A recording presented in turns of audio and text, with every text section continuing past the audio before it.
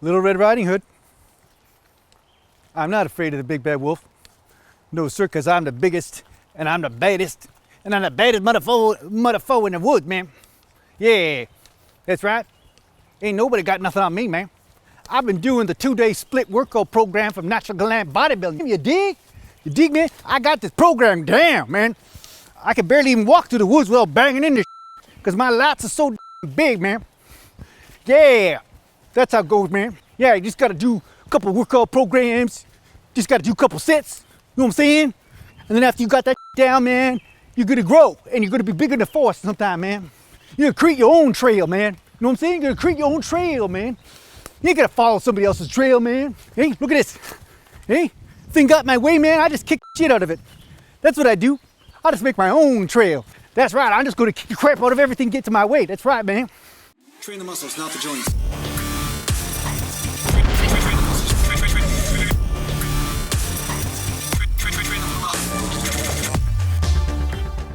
Welcome back to Natural Gallant Bodybuilding, and today I'm going to talk to you a little bit about behind the neck presses.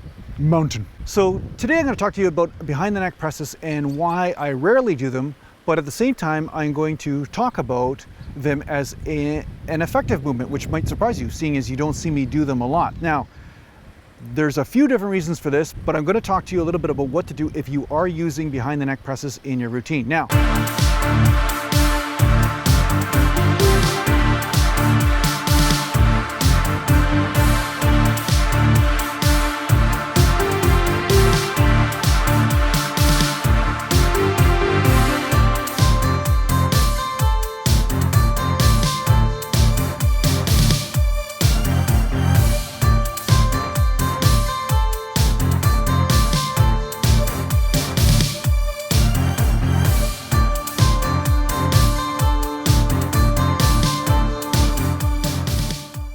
behind the neck presses I find are great because they stretch those front delts in a different way than, say, front presses. So when you're pressing in the front, you'll notice that you get a little bit different activation as opposed to when you're pressing in the rear with the barbell behind the neck press. Now this exercise is extremely dangerous if you go too heavy or too low in the exercise for your body type. So I know personally 2 people who dislocated their shoulders from doing this movement because they lost control of the weight went backwards and they popped the shoulder out, and it was a career-ending injury. Like, it was an injury that plagued them the rest of their life. So please don't do this to yourself. If you're going to use behind the neck presses, please stick to rep ranges of at least 20 reps to 30 reps. I find they're better for a pumping exercise as opposed to super heavy.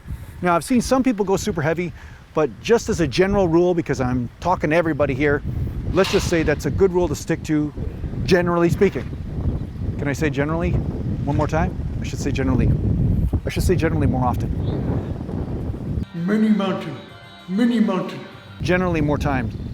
Generally, yeah. So one thing I like about the behind the neck press is that you do get a different stretch in the front delt, and I find it's a great pumping exercise, and I find it stretches just things and activates things that I don't activate with the front press.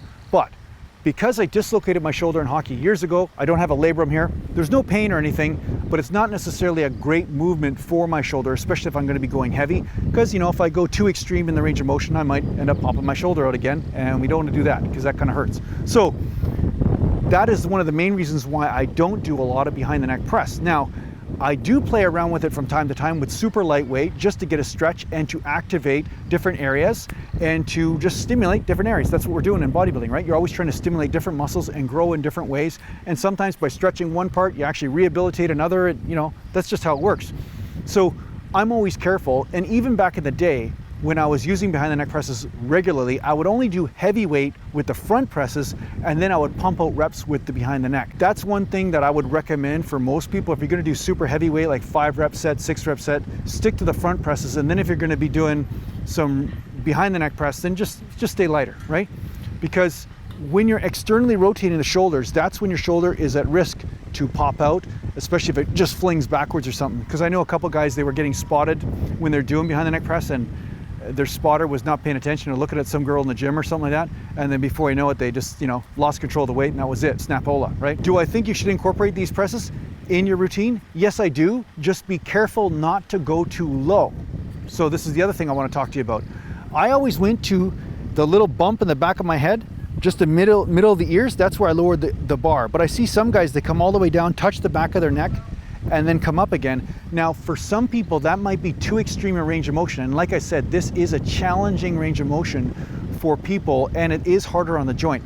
So depending on how you're built, just pay attention to where you're feeling that tension. Pay attention to where you're feeling the tension. That always comes up, doesn't it? So if you're feeling the stress in the armpit, that means you're lowering the weight too low, and you may be risking tweaking your labrum or your actual ball and socket in the joint. So you don't want to do that. So I find coming down to the ear level is more than good enough to get a great stretch in the front delts, and at the same time a really great burn and great development in the shoulders and the neck muscles.